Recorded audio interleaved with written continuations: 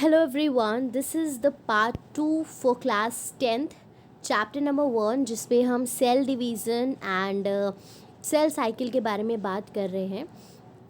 तो मैं पिछले वीडियो में आपको सेल साइकिल तक के पढ़ा चुकी हूँ। आज हम लोग जो टाइप्स ऑफ सेल डिवीज़न है, तो मैंने ये पिछली वीडियो में आपको बताया था कि दो तरह के सेल डिवीज़न होते हैं।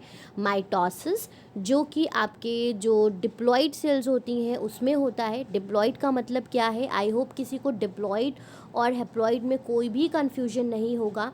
डिप्लॉइड का मतलब होता है 2n। 2n का मतलब होता है, एन का मतलब होता है नंबर्स ऑफ क्रोमोसोम। तो नंबर्स ऑफ क्रोमोसोम 23 है ह्यूमन में, ठीक है, 23 पेयर्स। तो 2 इंटू ये हो जाता है तो 46, यानी कि 46 क्रोमोसोम्स होते हैं। तो 2n का मतलब होता है डिप्लॉइड। जो जितनी भी डिप्लॉइड सेल्स होती हैं उसमें माइटोसिस होता है। और हैप्लॉइड का मतलब होता है वन सेट ऑफ क्रोमोसोम, यानी कि n नंबर से हम उसको रिप्रेजेंट करते हैं। तो उसमें होते हैं हमारे 23। तो जितनी भी ये सेक्स सेल्स होती हैं, स्पर्म्स और गैमीड्स होते हैं, इनमें जो क्रोमोसोम का नंबर होता है वो 23 होता है। और बाकी की सारी सेल्स में 46 होता है, या फिर आप ये कह सकते हो कि 23 के पेयर्स होते हैं। तो डिप्लॉइड का मतलब 2 sets of chromosomes and haploid का मतलब 1 सेट ऑफ क्रोमोसोम, ठीक है। तो अभी हम इस वीडियो में माइटोटिक सेल डिवीज़न को डिटेल में डिस्कस करेंगे। जो सेल साइकिल हमने डिस्कस करी थी उसमें इंटरफेस और माइटोटिक फेज होते हैं। तो इंटरफेस हम पिछले वीडियो में डिस्कस कर चुके हैं। चलिए स्टार्ट करते हैं। माइटोसिस जो टर्म है ये वॉल्टर फ्लेमिंग ने 1882 में दिया था, ठीक है। इसकी मतलब होता है थ्रेड फॉर्मेशन, ठीक है।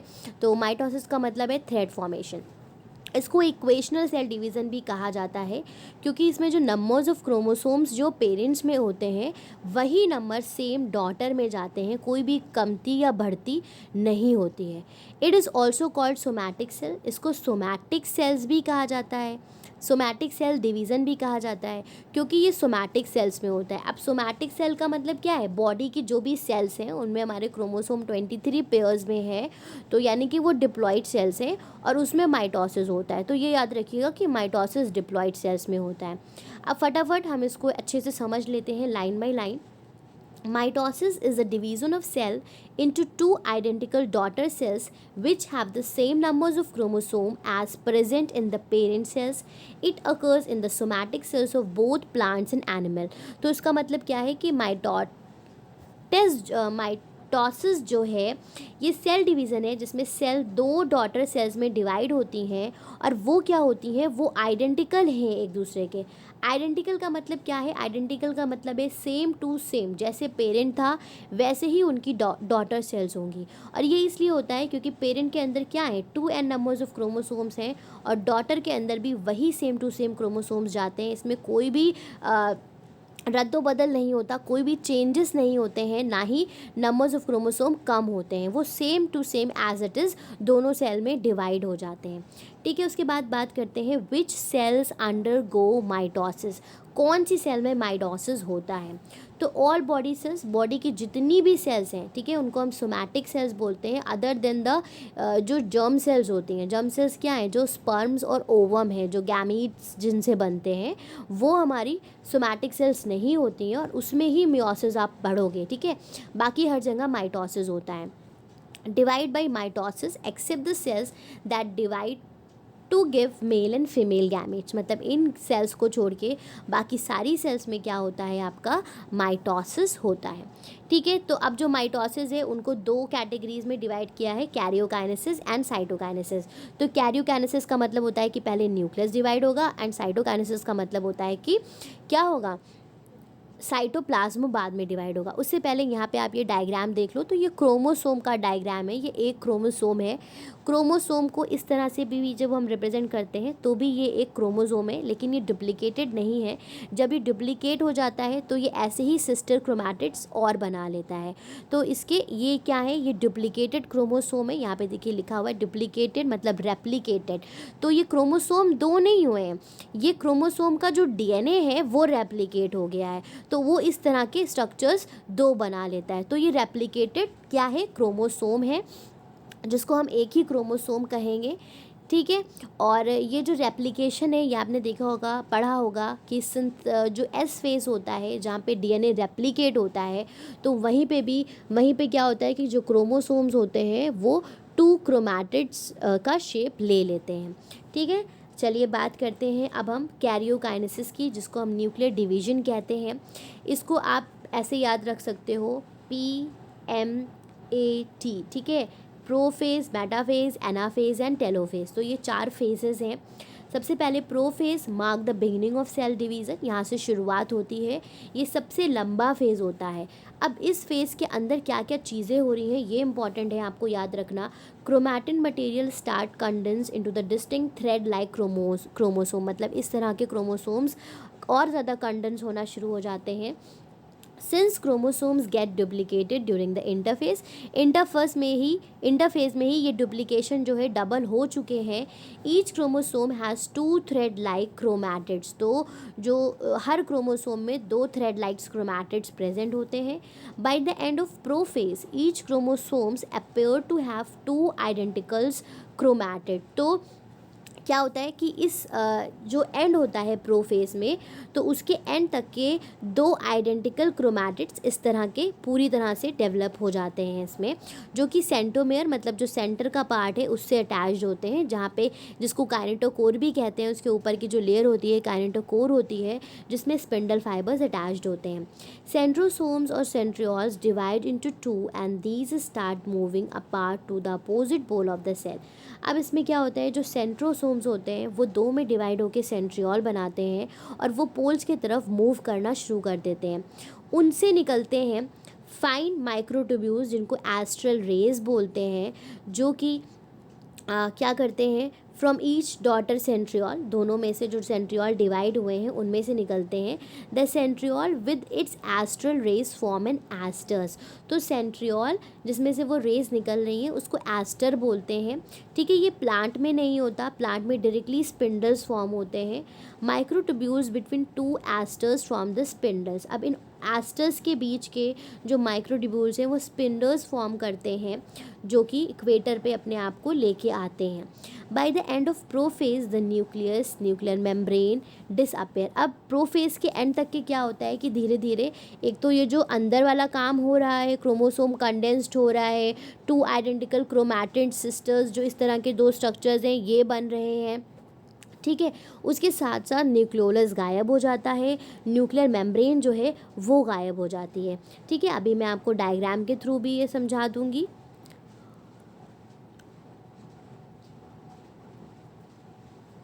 ओके, फिर हम आते हैं मेटाफेज पे। Metaphase is mark by the arrangement of chromosome on the equator of the spindle. अब मेटाफेज में क्या होता है कि जो क्रोमोसोम्स होते हैं वो इक्वेटर पे सब आ जाते हैं। ठीक है, अपने आप को इक्वेटर पे अरेंज कर लेते हैं। Chromosomes are the shortest and thickest in metaphase.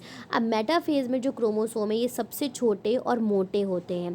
Chromosomes line up on the equator of the spindle with their centromere on the equators in arms towards the pole. मतलब जैसे ये सेल है और वो अपने आप को किस तरह से अरेंज कर लेते हैं, इस तरह से अरेंज कर लेते हैं कि जो उनकी आर्म्स हैं वो ऊपर की तरफ रहेंगी और जो सेंट्रोमेयर है वो सेंटर में रहेगा।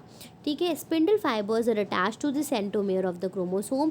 उसके बाद क्या होता है, यहाँ पे काइनेटोकोर भी लिखा जाता है कि काइनेटोकोर से आके स्पिंडल फाइबर्स अटैच्ड होते हैं। फिर एनाफेज क्या होता है, एनाफेज में जो वो क्रोमोसोम्स हैं वो पोल्स की तरफ मूव करने लगते हैं। The centromere of each chromosome divide. Centromere, अब जब दोनों स्पिंडल फाइबर्स क्या करेंगे, उन्होंने आके सेंट्रोमेयर से क्रोमोसोम को पकड़ा, फिर वो दोनों को अपोजिट पोल की तरफ खींचने लगते हैं, तो वो डिवाइड होता है एंड 2 सिस्टर क्रोमैटिड्स, मतलब जो इस तरह के स्ट्रक्चर्स हैं ये डिवाइड हो गया, नीचे का अलग डिवाइड हो गया, ये नीचे की तरफ मूव करेगा, वो ऊपर की तरफ मूव करेगा। 2 सिस्टर क्रोमैटिड्स, तो ये 2 सिस्टर क्रोमैटिड्स हैं, नाउ फॉर्म 2 डॉटर्स क्रोमोसोम्स। ठीक है, वो डॉटर क्रोमोसोम मतलब एक क्रोमोसोम क्या हुआ, बी से डिवाइड हो गया तो डॉटर क्रोमोसोम बन गए।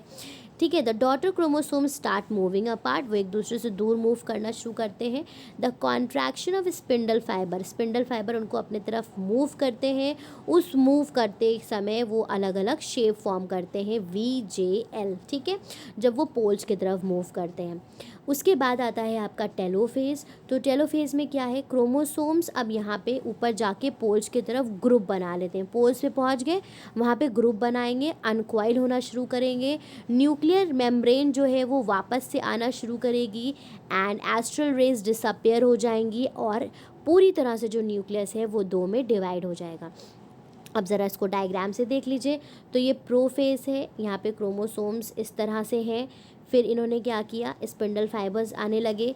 स्पिंडल फाइबर्स ने आके सेंट्रोमेयर से इनको पकड़ा, जब इक्वेटर पे ये लाई कर रहे थे, तोड़ के दोनों अपोजिट पोल में ले गए। फिर ये न्यूक्लियस अलग अलग दोनों के हो गए और ये अनकॉइल हो जाएंगे। यहाँ पे अभी अनकॉइल नहीं दिखाया गया है, इन्होंने अपना अपना ग्रुप फॉर्म कर लिया। न्यूक्लियर मेम्ब्रेन वापस से रीअपेयर हो रही है, न्यूक्लियोलस आ गया है। इसके आगे ये अनकॉइल करके फिर ऐसे खाँचा पड़ेगा और इस खाँचे से ये जो अब काइरोकाइनेसिस हो चुका है, मतलब न्यूक्लियस डिवाइड हो गया है। अब फिर होगा साइटोकाइनेसिस, जिसमें ये साइटोप्लाज्म भी क्या हो जाएगा, ये साइटोप्लाज्म भी डिवाइड हो जाएगा। तो ये एनिमल में इस तरह से होता है और प्लांट में सिर्फ डिफरेंस ये है कि यहाँ पे एस्ट्रल रेस नहीं फॉर्म करती हैं क्योंकि सेंट्रोसोम्स नहीं प्रेजेंट होते हैं और सेल प्लेट बीच से कटना शुरू होती है, बीच से लेकर के बाहर तक के वो पूरी अलग हो जाती हैं सेल्स। ठीक है, तो ये प्लांट्स और एनिमल में क्या है, डिफरेंस है। ये यहाँ पे डिफरेंस दिया हुआ है, आप इसको पढ़ सकते हो। फिर साइटोकाइनेसिस में क्या होता है कि जो साइटोप्लाज्म है वो डिवाइड होता है। तो एनिमल में एक कंस्ट्रक्शन पड़ता है, खाँचा, ग्रूव्स आते हैं और इस तरह से जो सेल्स होती हैं वो फाइनली दो में डिवाइड हो जाती हैं। उसके बाद अगर साइटोकाइनेसिस प्लांट की बात करी जाए तो वहाँ पे सेल प्लेट का फॉर्मेशन होता है जो कि स्पिंडल के फ्यूजन से बनती हैं और वो प्लांट सेल्स को दो में डिवाइड कर देती हैं। उम्मीद है ये आपको बहुत अच्छे से समझ में आ गया होगा। अब हम इसके जो सिग्निफिकेंस है उसको पढ़ लेते हैं। तो it is responsible for growth and development, growth and development के लिए रिस्पॉन्सिबल है। मल्टी सेलुलर बॉडी में जाइगोट जो बनता है वो आगे फर्दर डिवाइड होता है माइटोसिस से। ठीक है, प्रॉपर साइज़ मेंटेन करता है और नंबर्स ऑफ क्रोमोसोम्स को ये मेंटेन करके रखता है।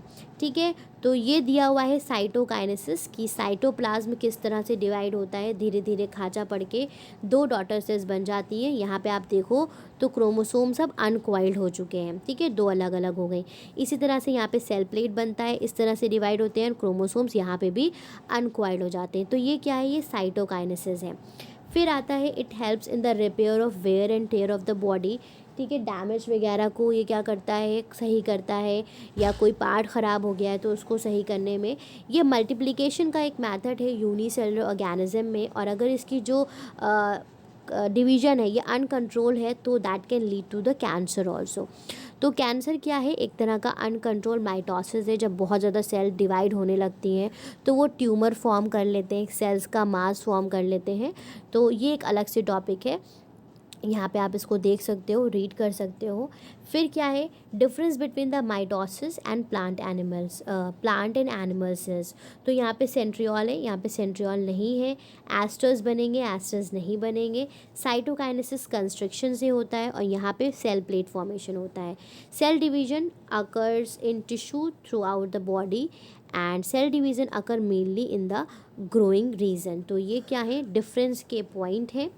उसके बाद असाइनमेंट 1 के कुछ क्वेश्चन है कि सेल डिवीज़न क्या है, टाइप्स क्या हैं एंड कौन सी सेल्स नहीं डिवाइड करती हैं। ये सभी आंसर्स आपको फाइंड करना है एंड इसके जो सॉल्यूशंस हैं आप मुझे कमेंट सेक्शन में भी कमेंट करके बता सकते हैं।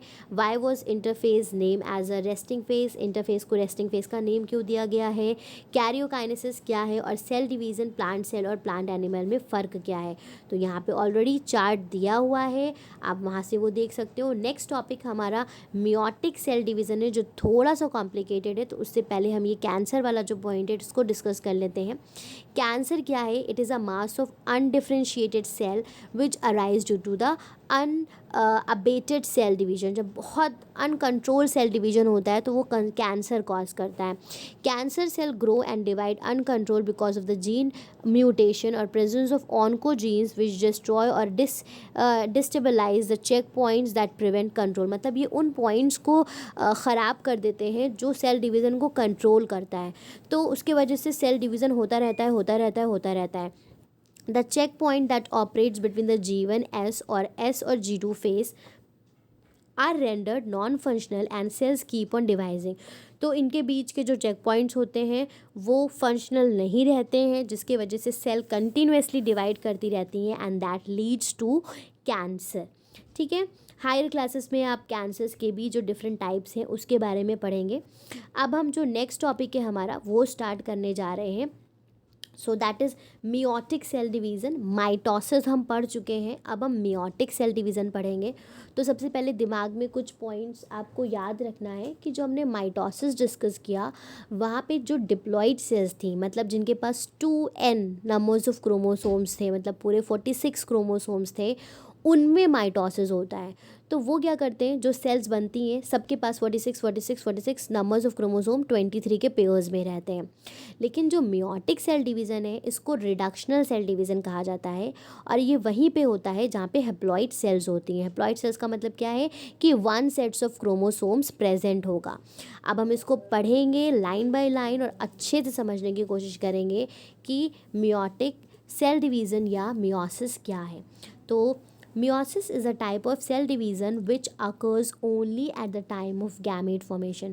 सबसे इम्पॉर्टेंट चीज़ क्या है कि माइटोसिस सारी बॉडी सेल्स में होता है, और जो मियोसिस है वो सिर्फ गैमीट्स फॉर्मेशन के वक्त, मतलब जो जर्म सेल्स होती हैं जहाँ जो स्पर्म्स और ओवम को एग सेल्स को फॉर्म करती हैं वहाँ पे सिर्फ मियोसिस होता है। The end result of meiosis is 4 haploid cells in which the numbers of chromosome is just half the chromosome present।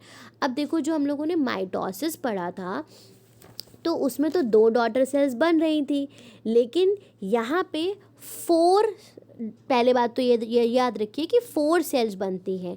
Meiosis से एक सेल से 4 सेल्स बनती हैं, और उनकी खासियत क्या है कि उनका नंबर क्या होता है, हैप्लॉइड सेल्स होती हैं, मतलब उसमें सिर्फ एक सेट होता है क्रोमोसोम का, in which the number of chromosome is just half the chromosome present in the parent cell.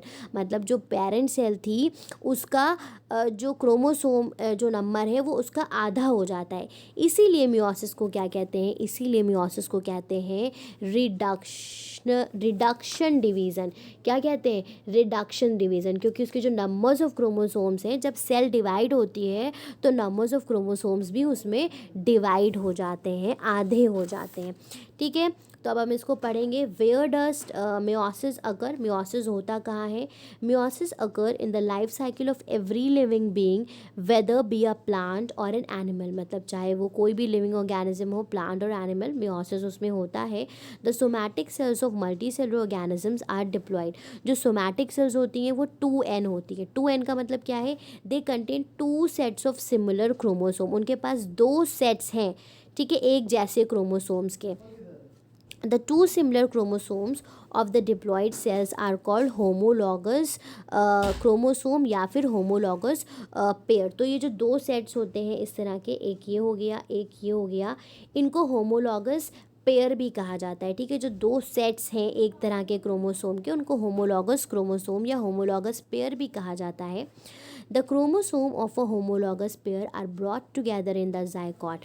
अब इनके एक एक जो क्रोमोसोम्स होते हैं वो आते हैं जाइगोट में। ठीक है, and are brought together in the zygote by the union of male and female gametes. तो ये जो 2n बनता है ये कैसे बनता है, एक इधर से आएगा एक इधर से आएगा, दोनों मिलकर के क्या करेंगे, 2n बनाएंगे। Therefore 1 chromosome in the homologous pair is maternal. तो इनमें से एक जो होता है वो मैटरनल होता है और एक जो होता है वो पैटर्नल होता है। The other is paternal.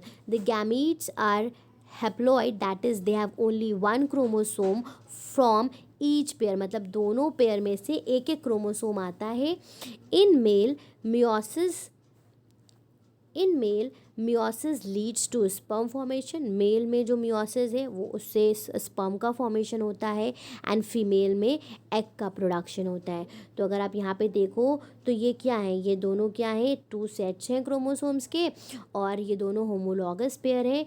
ये वाला इससे क्या है, नॉन सिस्टर क्रोमैटिड्स है, ये दोनों क्या है, सिस्टर क्रोमैटिड्स हैं। तो इसमें एक क्या है, पैटर्नल से आया हुआ है और दूसरा क्या है, मैटरनल से आया हुआ है। In animal meiosis occur in the reproductive organs, animals में जो मियोसिस होता है वो रिप्रोडक्टिव ऑर्गन्स में, टेस्टिस एंड ओवरी में होता है। In flowering plants it occur in the anther to produce the pollen grain, flowering plant में ये काम कहाँ होता है, एंथर में होता है, जो कि पॉलन ग्रेन प्रोड्यूस करता है। Male gametic nucleus and in the ovary to produce the eggs that enclosed in the ovule, तो प्लांट्स में ऐसे होता है और एनिमल्स में इस तरह से होता है। तो अब हम बात करेंगे कि मियोसिस की ज़रूरत क्या है, what is the need of meiosis. So इसको ध्यान से समझिएगा। Each species has a characteristic number of chromosome, हर स्पीशीज़ के अपने नंबर ऑफ क्रोमोसोम्स हैं। जैसे ह्यूमन की बात करी जाए तो उनके पास 46 क्रोमोसोम है। 46 का मतलब क्या है कि 23 पेयर्स हैं। Each type of chromosome is represented twice, तो जो क्रोमोसोम्स हैं वो एक, जैसे 46 का मतलब क्या है कि पेयर में, 23 के पेयर में, तो हर एक क्रोमोसोम क्या है, डबल में है ना। So it is represented twice. In other words there are 23 pairs of chromosome, या फिर आप ये कह सकते हो कि 23 पेयर्स ऑफ क्रोमोसोम्स ह्यूमन में है, नोन एज होमोलॉगस क्रोमोसोम। और इन्हीं को हम क्या कहते हैं, इनको हम होमोलॉगस क्रोमोसोम कहते हैं। This is called diploid condition. और ये क्या है, 2n वाली कंडीशन आ गई, 2 × n, नंबर्स ऑफ क्रोमोसोम 23, तो इसको डिप्लॉयड कंडीशन कहते हैं। One member of each pair of chromosome is inherited from mother.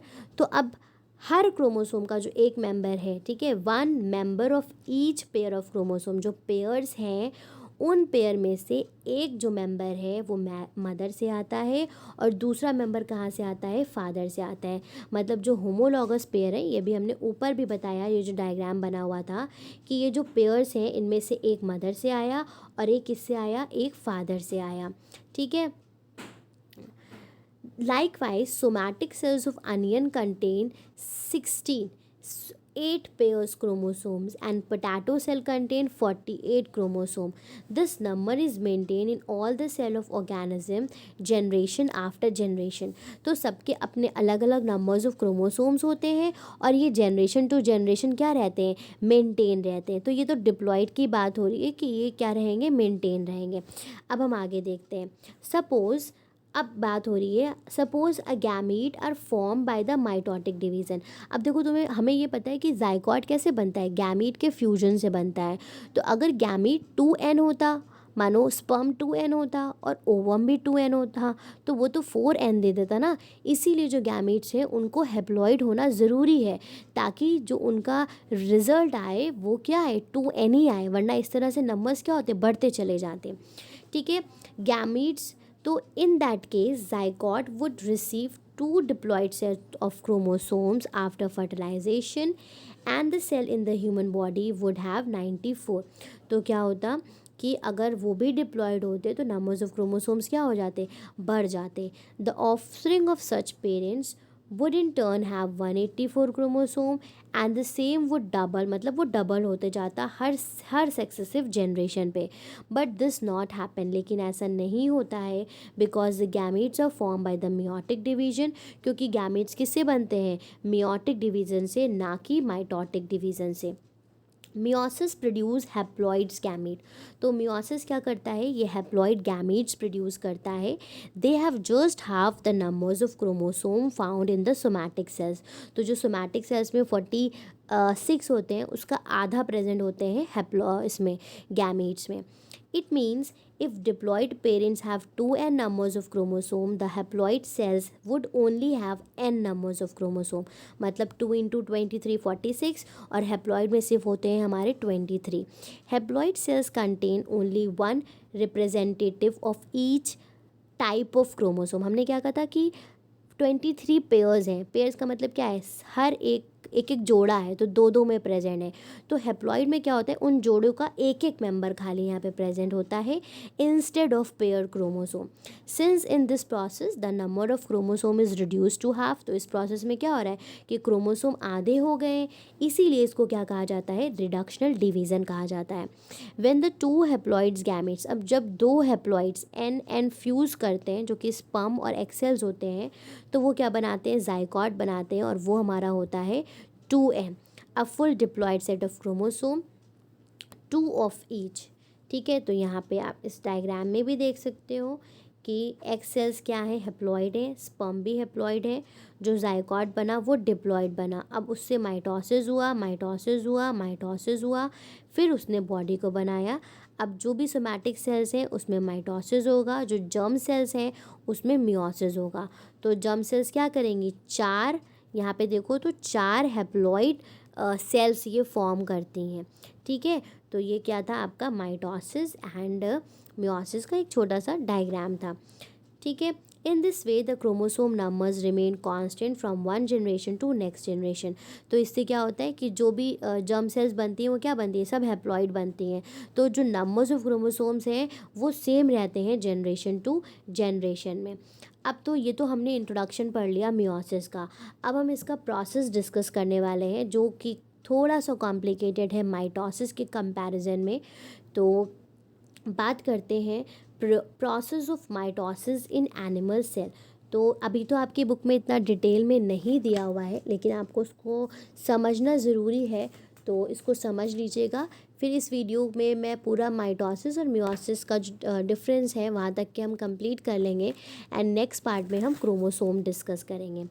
Before the initiation of meiosis, there is an interphase state in which duplication of chromosome take place। मतलब meiosis के start होने से पहले एक interphase stage होती है जहाँ पे जनरली जो डिप्लीकेशन होता है क्रोमोसोम का वो होता है and the nucleus increase in size, nucleus का साइज बढ़ता है। This is followed by 2 successive cell division. अब जैसे जो पहली सारी चीज़ें होती थी वैसे ही थी। अब माइटोसिस की जगह यहाँ पे क्या होगा, फर्स्ट मियोटिक डिवीज़न होगा जिसको मियोसिस 1 कहेंगे, फिर एक और होगा जिसको कहेंगे सेकेंड मियोटिक डिवीज़न मियोसिस 2। ठीक है, बहुत ध्यान से समझिएगा। अब हम बात करते हैं मियोसिस 1 की। मियोसिस 1 को कहते हैं रिडक्शनल डिवीज़न। ये बहुत इंपॉर्टेंट है, यहीं पे जो नंबर्स ऑफ क्रोमोसोम्स होते हैं वो आधे हो जाते हैं। और जो दूसरा आता है मियोसिस 2, वो माइटोटिक, जो आपने माइटोसिस पढ़ा था माइटोटिक डिवीज़न उसी के जैसा होता है, उसमें कोई फ़र्क नहीं होता है। मेन आपको ये मियोसिस 1 समझना है। Meiosis 1 produces the haploid daughter cells. मतलब जो मियोसिस होता है तो इसका जो रिज़ल्ट होता है जब इसमें 2 सेल्स बनती हैं तो वो कैसी होती हैं, वो हैप्लॉइड होती हैं। ठीक है, जो सेल्स बनती हैं वो कैसी होती हैं, हैप्लॉइड होती हैं।